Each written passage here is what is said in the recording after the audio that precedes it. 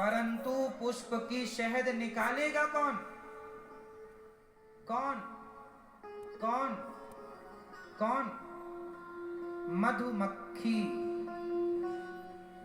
हर पुष्प में शहद होता है, इसलिए मधुमक्खी पुष्प में बैठती है और वो अपना रस निकाल के तुरंत अपने छत्ते की तरफ भाग जाती है। हाँ या ना? हर पुष्प में शहद होता है, पर निकाल केवल एक ही सकती है। दुनिया का कोई साइंस, कोई वैज्ञानिक, कोई व्यक्ति आज तक शहद ना निकाल पाया, शहद ना बना पाया। असली शहद कोई बना पाया हो मशीनों से, अपनी टेक्नोलॉजी से, तो बता दो। हर पुष्प में शहद होती है। जैसे हर पुष्प की शहद केवल मक्खी, मधुमक्खी निकालती है, उसी प्रकार आपकी रोटी, आपकी थाली में जब भगवान को भोग लगाने आप जाते हैं, तो आपका जो भाव होता है, वो भाव की शहद भगवान उसे ग्रहण कर लेते हैं। पुष्प छूट गया, शहद निकल गई।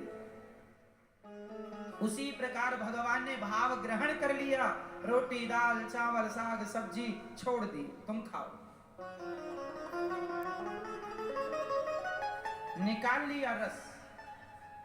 किसका रस? तुम्हारे प्रेम का रस, तुम्हारे भाव का रस। कहते हो भगवान खाते नहीं, खाते हैं मेरी माँ। भगवान तो मधुमक्खी है ना।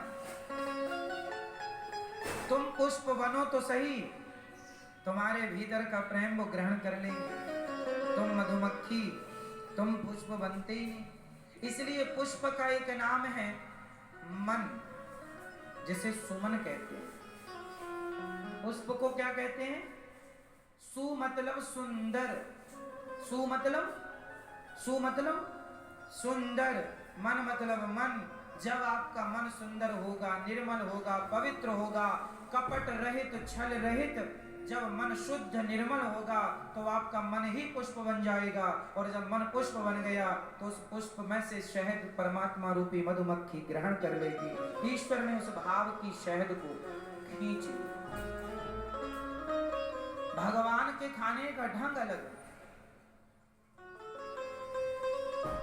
ग्रहण करने का ढंग अलग है। भगवान हमारी तरह नहीं खाते, हम जैसे खाते। भगवान हमारे जैसे थोड़ी हैं। हम लोग तो माँ के गर्भ से पैदा होते हैं। आप लोग अपनी माँ के पेट में थे कि नहीं? हाँ या ना?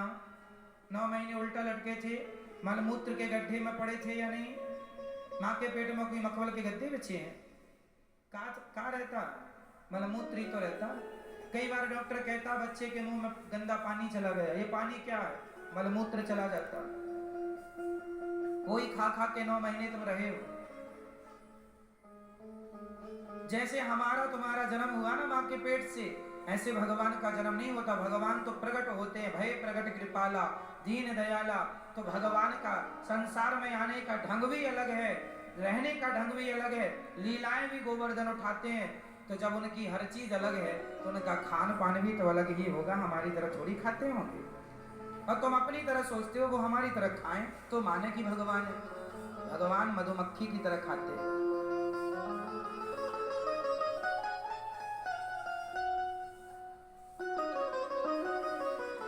पता ही नहीं चलता कि मधुमक्खी बैठ के पुष्प से ले क्या रही है। आप कितना भी कैमरा लगा लो, पता ही नहीं चलेगा ये सोख क्या रही है। पुष्प के किस अंग में शहद है, कहाँ है, कैसी है, वो केवल मधुमक्खी अपने ढंग से ठीक करती है। बस मेरी माँ, इसलिए अपने घर के गोपाल जी में आप लोग ना कई बार ये कहते हैं कि वहाँ के भगवान ज्यादा फेमस हैं, वहाँ चलो, वहाँ नहीं। भगवान कहीं के हों, कण कण के हों, आपके जो गोपाल जी हैं उनमें और जगन्नाथ जी में कोई अंतर नहीं। उनमें और बिहारी जी में कोई अंतर नहीं। आप लोग तो भगवान को भी छोटा बड़ा बना देते हैं। ये हमारे छोटे भगवान जी घर वाले, वो बिहारी जी बड़े। अरे भगवान छोटे बड़े नहीं। कई लोग कहते हैं महाराज जी हमारे गोपाल जी छोटे हैं, जरा बड़े से ले आए। तो क्या बड़े से ले आने में क्या हो जाएगा? क्या छोटे जो कर सकते हैं वो बड़े नहीं करेंगे, या बड़े जो कर सकते हैं वो छोटे नहीं? अरे भगवान कोई छोटा बड़ा नहीं होता मेरी माँ। हमने साधु संतों के मुंह से सुना है संतों के पास कितने बड़े भगवान होते हैं? नहीं पता? कितने बड़े? कई संत ऐसे हैं उनके पास शालिग्राम जी कितने बड़े हैं? कितने? सरसों का दाना कितना बड़ा होता है? सरसों का जो दाना होता है उस दाने से भी छोटे साइज के शालिग्राम जी गंडकी नदी में मिलते हैं।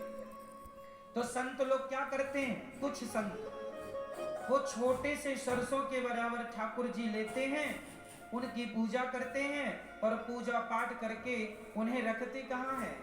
अपनी आंखों में।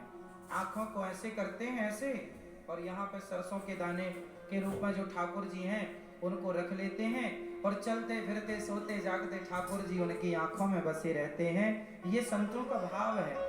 भगवान छोटा बड़ा नहीं है। आज का आदमी इतनी मूर्खतापूर्ण बात करता है, सुनने में हंसी आती है।